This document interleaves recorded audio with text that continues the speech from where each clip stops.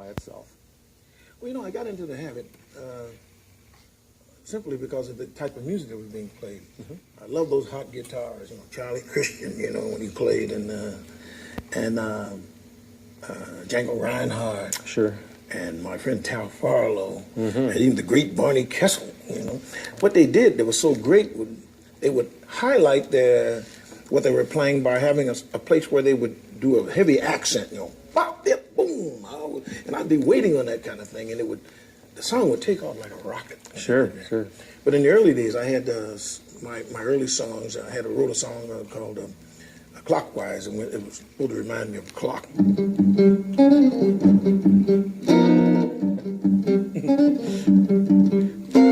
Yeah, great tune. Yeah. And then we'd strike away with some.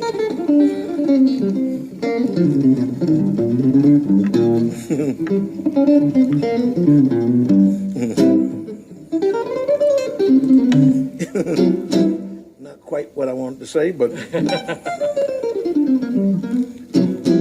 that kind of thing. Let's put it like that. Sure. And we're going to edit that out, so don't worry about it. Do you think some of that percussiveness comes from listening to horn lines and horn punches, you know, from the big bands in that era? Well, I think the trumpet probably is the jazz instrument because every note is singular and it has edge. Yeah.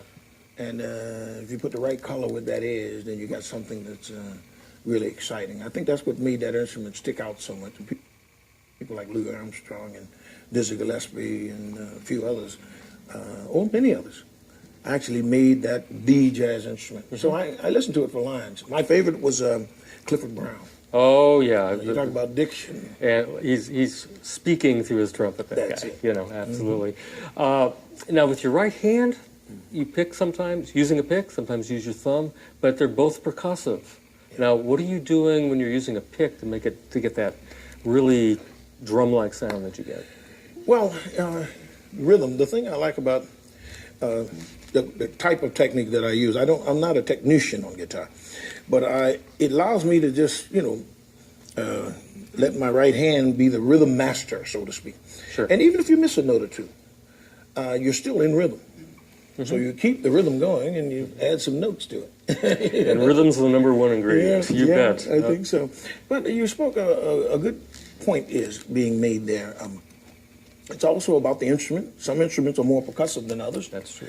In the early days, I used to use Guild guitars. Oh, sure. They weren't quite as mellow as the Gibson guitars, but on the other hand, they were good for diction.